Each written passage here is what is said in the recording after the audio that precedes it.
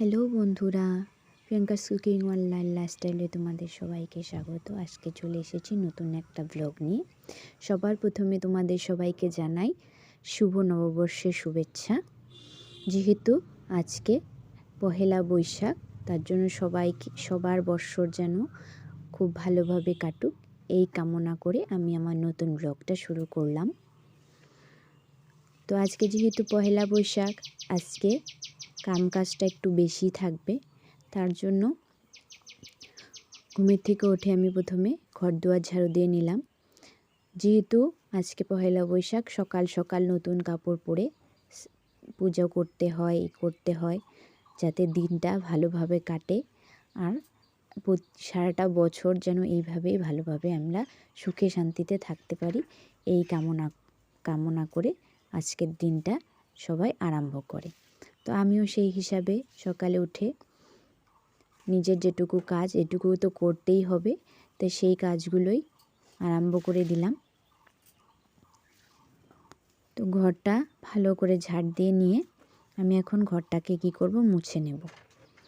কালকেও মুছেছিলাম, কালকে যেহেতু চৈত্র সংক্রান্তি গেছে ঘর মুছতে হয়, আর আজকে যেহেতু পহেলা বৈশাখ বছরের প্রথম দিন, তা আজকেও তো মুছতেই হবে। আর ঘরটা যেহেতু প্রতিদিনই মোছাই হয়, তো আজকে তো আরও সুযোগ আছে, দিন ভালো, তো মুছতেই হবে। তো সকাল সকাল দেরি না করে আমি ঘরটা মুছে নিলাম। অন্য সময় কি হয়, আমি ঘরটা পরে মুছি, এত সকালে উঠে ঘর মুছি না। তো আজকে মুছে নিলাম, যেহেতু আজকে আমার পূজাটাও তাড়াতাড়ি করতে হবে, তার জন্য ঘরটা মুছে নিলাম। প্রতিদিন ঘর না মুছলে কী হয়, ঘরটা পুরো নোংরা হয়ে থাকে। আর এই যে জুতো নিয়ে নিয়ে আমাদের বারান্দায় উঠে বারান্দাটা একদম কাদা কাদা হয়ে থাকে। তো প্রতিদিনই ঘর মোছা হয়, কিন্তু আমি সকালে করে ঘর মুছি না, আমি স্নানে যাওয়ার আগে ঘরটা মুছে নিই। তো আজকে ভাবলাম আমি সকালেই ঘর মুছে নিই, কারণ আজকে স্নানটাও অনেক সকালেই করতে হবে, পুজো করতে হবে, ভালোভাবে পুজো করতে হবে, ঠাকুরের কাছে সবার জন্য মঙ্গল কামনা করতে হবে। তার জন্য আজকে ঘুমের থেকে অনেক সকালে উঠে পড়েছি, যেহেতু আজকে কাজটাও অনেক বেশি।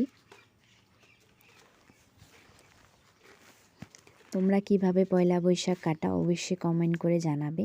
আমাদের দৈনিক যেভাবে আমরা কাটাই সেইভাবে নতুনত্ব কিছু নেই, খালি একটাই কি যে নতুন জামা কাপড় পরতে হয়, এটাই পরবো।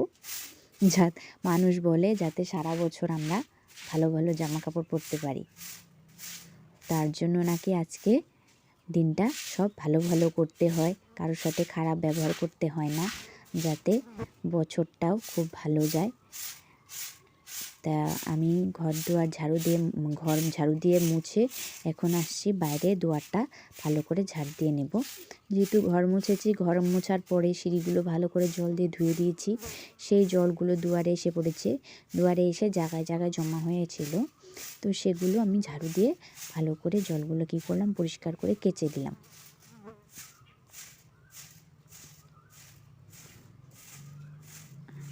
আমার মেয়ে আর হাজব্যান্ড এখনও ঘুমাচ্ছে, ওরা উঠবে, উঠতে স্নান করবে, স্নান করে নতুন জামা কাপড় পরবে, ঠাকুরের কাছে প্রণাম করবে। এগুলোই আমরা করি পহেলা বৈশাখের দিন।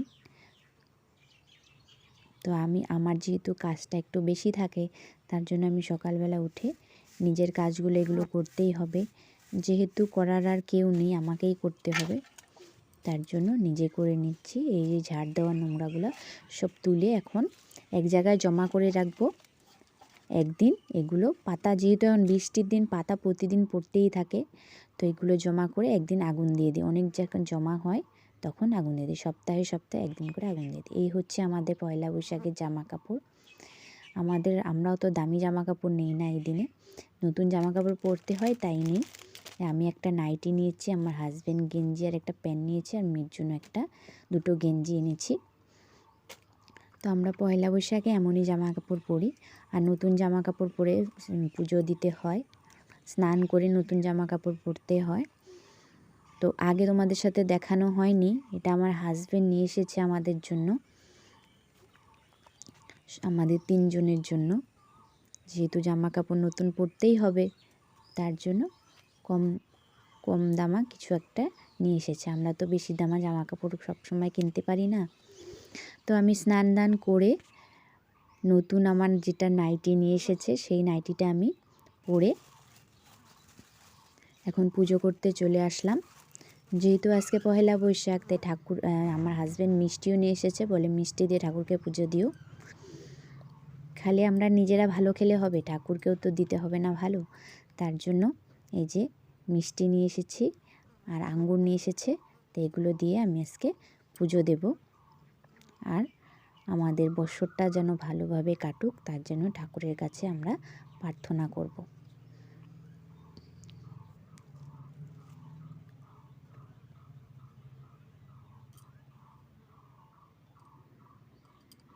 যে আমার পুজো দেওয়া কমপ্লিট।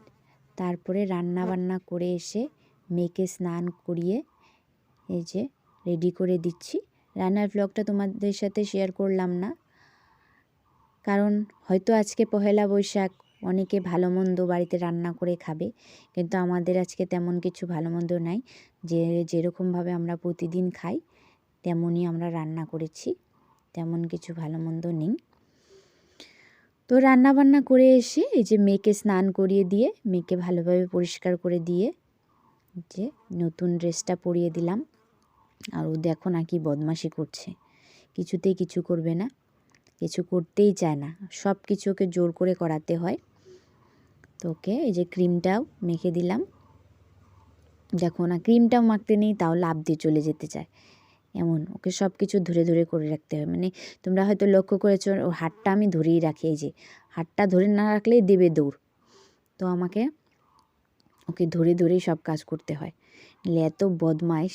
আর যখনই ক্যামেরা অন হবে ও ক্যামেরার দিকে তাকিয়ে তাকিয়ে যে করবে, গান করবে, নাচবে, কথা বলবে, ও এগুলাই করে। এত বদমাইশ পাজি না মেয়েটা। যাই হোক, আজকে বছরের প্রথম, অত ওকে গালাগালি দেব না, যাতে ওরও সব ভালোই কাটুক বছরটা। তো ওকে বললাম যে চল তোকে রেডি করে দিয়েছি, একটা ফটো তুলি। ও দেখো না কীভাবে বসে পোজ দিচ্ছে। তারপরে এই যে মেয়েকে খাইয়ে এই যে ঘুম পাড়িয়ে দিলাম। সন্ধ্যাবাতি দেওয়ার পরে মেয়েও আমার উঠে পড়েছে। এখন মেয়েকে দুধ খাওয়াচ্ছি, দুধ খাইয়ে ওকে বই নিয়ে বসাবো। ও যতক্ষণ ঘুমাচ্ছিল আমি বাইরে রাস্তা একটু ঘোরাঘুরি করছিলাম, বাইরে একটু কাজ ছিল করছিলাম। তো আজকের ব্লগটা এখানেই, সবাইকে টাটা।